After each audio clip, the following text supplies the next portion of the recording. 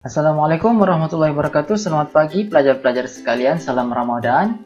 Hari ini kita akan teruskan lagi subjek sains kita. Oke, untuk pengetahuan semua kita sudah masuk tema 2 penerokaan unsur dan alam. Dan hari ini kita akan mulai mempelajari bab 4 yang bertajuk kadar tindak balas.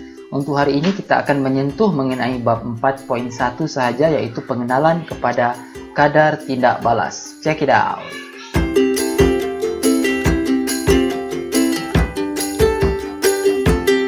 Sebelum kita berkenalan dengan kadar tindak balas, cikgu ingin menerangkan sedikit mengenai tindak balas kimia. Apa itu tindak balas kimia?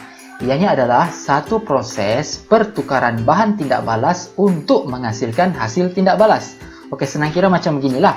Oke, bahan tindak balas dia akan menjalani tindak balas kimia untuk menghasilkan hasil tindak balas. Masih tidak faham?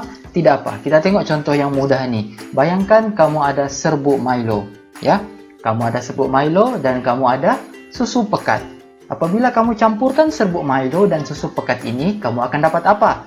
Kamu akan dapat Milonai. Ini contohnya ya. Oke, berdasarkan rajah ini, boleh kita simpulkan bahawa Milo dan susu FNN ini adalah bahan tindak balas. Manakala hasil daripada tindak balas ini ialah Milonai Peng. Itu maksudnya ya. Oke, seterusnya kita tengok contoh yang lebih saintifik pula. Oke, kita ambil bahan tidak balas seperti plumbum 2 nitrat dan juga kalium iodida. Oke, apabila kedua-dua bahan ini bertindak balas, ia akan menghasilkan plumbum 2 iodida dan juga kalium nitrat. Untuk pengetahuan kamu, plumbum 2 nitrat ini sebenarnya adalah bahan yang tidak berwarna. Begitu juga dengan kalium iodida. Dan apabila kedua-dua bahan ini bertindak balas, ianya akan menghasilkan mendakan plumbum 2 iodida yang berwarna kuning. Kemudian hasil sampingan yang kedua ialah kalium nitrat lah, pun tidak berwarna juga. Jadi jika kamu dapat lihat di sini, walaupun bahan tindak balas itu berbeza, ianya akan menghasilkan hasil tindak balas yang mungkin tidak sama dengan bahan tindak balas tadi. Kemudian dari segi kuantiti bahan tindak balas akan berkurang semasa tindak balas. Manakala hasil tindak balas pula kuantitinya akan bertambah semasa berlakunya tindak balas.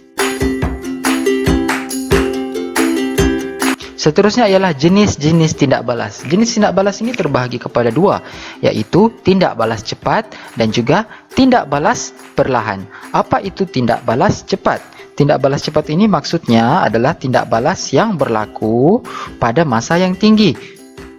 Ianya mengambil masa yang singkat untuk menjadi lengkap. Manakala tindak balas perlahan ini berlaku pada masa yang perlahan lah, dan ianya mengambil masa yang panjang untuk menjadi lengkap. Kita tengok contohnya satu persatu.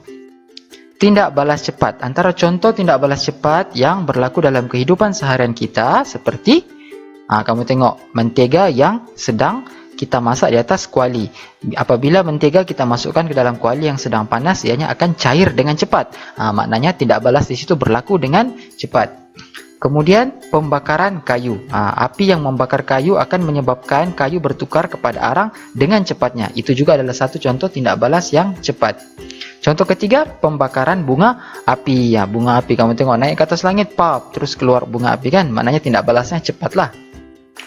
Yang seterusnya, buih ketika kamu membasuh tangan. Apabila air bercampur dengan sabun, kemudian kamu gosok-gosokkan tangan kamu, buih akan terhasil dengan banyaknya. Itu juga adalah satu contoh tindak balas yang berlaku dengan cepat. Contoh seterusnya, penghadaman makanan. Kalau kamu pernah baca, apabila kita makan, kamu cuma perlu ambil masa selama 3 jam sahaja untuk makanan-makanan yang kamu telan itu dihadamkan oleh sistem pencernaan kamu. Itu adalah contoh tindak balas yang cepat. Dan contoh yang terakhir, Panadol soluble. Mesti kamu pernah makan kan Panadol soluble. Kamu ambil setiap tablet tu, kamu masuk dalam air, dengan cepat ianya akan larut dalam air tu. Siap ada keluar buih-buih lagi. Itu juga adalah satu contoh tindak balas yang berlaku dengan cepat. Seterusnya pula ialah contoh-contoh untuk tindak balas perlahan. Contoh yang pertama, pengaratan besi. Mesti kamu tahu kan, besi tidak akan berkarat dengan sekelip mata. Ianya akan mengambil masa yang agak panjang untuk mengubah besi yang berkilau kepada besi yang berkarat. Mungkin seminggu, mungkin 2 minggu. Paling cepat pun mungkin 2-3 hari. Ini adalah satu contoh tindak balas perlahan.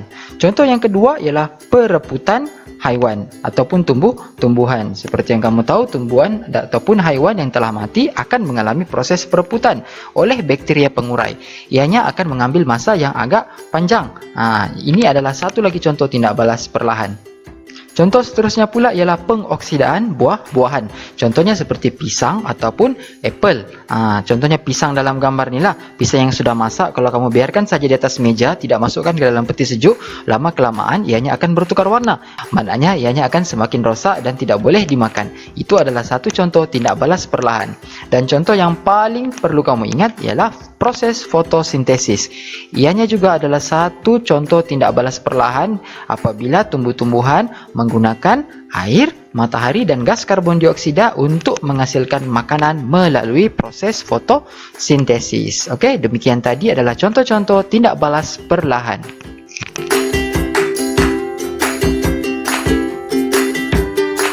Seterusnya kita akan membincangkan mengenai kadar tindak balas. Apakah dia kadar tindak balas? Senang sahaja, kamu cuma perlu ingat formula ini. Kadar tindak balas ialah perubahan kuantiti bahan bahagi dengan massa. Perubahan kuantiti bahan di sini merujuk kepada pertambahan ataupun pengurangan kuantiti sesuatu bahan semasa berlakunya tindak balas.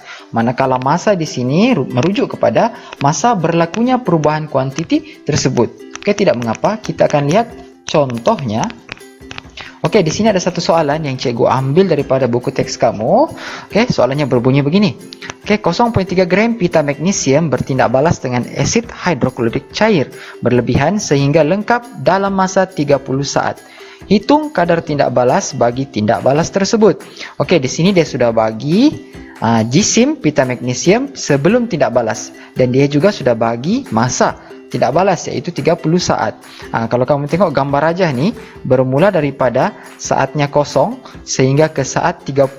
Kalau kamu perasan, pita magnesium ni jisimnya semakin lama semakin berkurang sehingga di hujung ni dia jadi habis, tinggal kosong. So, penyelesaiannya adalah seperti berikut. Pertama sekali, pastikan kamu biasakan untuk menulis formula di atasnya. Kadar tindak balas sama dengan pengurangan jisim magnesium. Okey, pengurangan di sini kenapa dia tulis pengurangan? Sebab tadi cikgu sudah cakapkan, pita magnesium tu semasa 30 saat tindak balas, jisimnya semakin lama semakin berkurang. Jadi dia tulis di sini pengurangan jisim magnesium bahagi masa yang diambil. Berapakah pengurangan jisim magnesium? 0.3 gram. Kita tolak dengan jisim akhirnya iaitu kosong. Jadi di sini dia letak 0.3 tolak 0 gram, manakala masa yang diambil ialah 30 saat. Jadi 0.3 bahagi dengan 30 saat, kamu akan dapat 0.01 gram per saat. So, itu adalah jawapan kepada kadar tindak balas bagi soalan ini. Seterusnya pula ialah kadar tindak balas purata. Sama juga macam tadi, ianya masih melibatkan kiraan kerana sesungguhnya bab ini kamu akan banyak berjumpa dengan soalan pengiraan lah. Okey, kadar tindak balas purata ini ialah nilai purata kadar tindak balas yang berlaku dalam suatu tempoh masa tertentu. Okey, tidak apa, kita tengok contoh soalan. Cikgu ambil dari buku teks kamu juga. Okay, kalau kamu perhatikan, soalan kadar tindak balas purata ini kebiasaannya akan melibatkan graf. Biasanya dia akan suruh kamu plot graf. Dalam exam, dia suruh kamu plot graf. Kemudian daripada graf yang kamu plot itu, dia akan tanya soalan-soalan macam gini. Ya, okay, kamu tengok contohnya lah. Okey, contohnya soalan yang cikgu sertakan di sini sama macam dalam buku teks kamu. Dia minta kamu kirakan kadar tindak balas purata untuk minit pertama, 2 minit pertama, minit kedua, minit ketiga, dan yang terakhir untuk keseluruhan tindak balas ini. Okey, untuk soalan A, penyelesaiannya. Hitung kadar tindak balas purata dalam minit pertama. Okey, kamu boleh dapatkan jawapan untuk pengiraan daripada graf. Ya, okey, kamu tengok maklumat yang diberi. Kadar tindak balas purata dalam minit pertama maknanya 1 minit 60 saat lah kan. Jadi kamu tengok sehingga saat ke 60, daripada saat kosong sehingga saat ke 60. Kamu tengok dalam graf ni, kamu boleh plotkan di sini untuk mencari berapakah perubahan isi padu sepanjang 1 minit pertama. Jadi kamu akan dapat 20. Perubahannya ialah 20 cm padu. Jadi daripada situ kamu boleh gunakan formula yang kita belajar tadi untuk mengira kadar tindak balas purata. 20 cm padu bahagi dengan 60 saat. Kamu akan dapat 0.33 cm padu per saat. Oke, cikgu akan tunjukkan satu contoh sahaja. Selebihnya kamu boleh rujuk buku teks kamu untuk memahamkan lagi berkaitan dengan soalan seperti ini. Rahsianya mudah saja, sekiranya kamu paham untuk mencari maklumat dalam graf, kamu akan dapat menjawab soalan ini dengan mudah. Yang kedua pula ialah kadar tindak balas seketika. Apa maksudnya? Kadar tindak balas yang berlaku pada satu-satu masa ataupun ketika tertentu. Oke, kalau tadi purata, yang ini seketika. Kalau tadi kamu cuma perlu tengok daripada graf. Sekarang ni kamu perlu menggunakan kemahiran kamu untuk membina tangent pada graf dan mencari kecerunan. Okey, kita tengok contoh soalan ni sama juga dari dalam buku teks kamu. Okey, jika soalan itu minta kadar tindak balas pada masa T, kamu perlu mencari kecerunan tangent lengkung pada masa T tersebut. Kamu perlu tengok di graf ini. Sekiranya contohnya soalan ini dia mau cari kadar tindak balas pada saat ke-20. Saat 20. Apa yang kamu kena buat? Kamu kena plot di sini pada saat ke-20. Kemudian kamu kena bina segitiga tangent dan cari kecurunannya untuk mendapatkan kadar tindak balas. Ianya sangat menguji kemahiran matematik kamu. Kalau kamu tidak mahir untuk menggunakan graf, mencari tangent dan membina kecurunan semua tu memang agak susah sikit. Tapi tak apa, kamu boleh belajar. Ya, okey. Jadi balik kepada soalan ini. Pada saat ke-20 bina segitiga macam gini, kemudian kamu kira macam biasa, cari kecurunannya dan kamu akan dapat jawapan. Ya, okey, cikgu tengok bagi satu contoh saja. Cikgu harap kamu akan tengok lagi dalam buku teks untuk memahirkan lagi, kemudian kamu akan jawab dalam buku kerja nanti. Okey, itu sahaja untuk hari ini. Cikgu nak mau bagi banyak-banyak, nanti kamu pening, nanti kamu meluat. Okey, cikgu harap kamu akan buat latihan yang cikgu beri dalam buku kerja. Dan sekiranya ada masalah, kamu boleh hubungi cikgu bila-bila untuk kita bincangkan dan cikgu akan bagi tunjuk ajar. Okey, kita akan sambung lagi bab ini pada kelas akan datang. Sekian, Assalamualaikum warahmatullahi wabarakatuh. Salam sejahtera.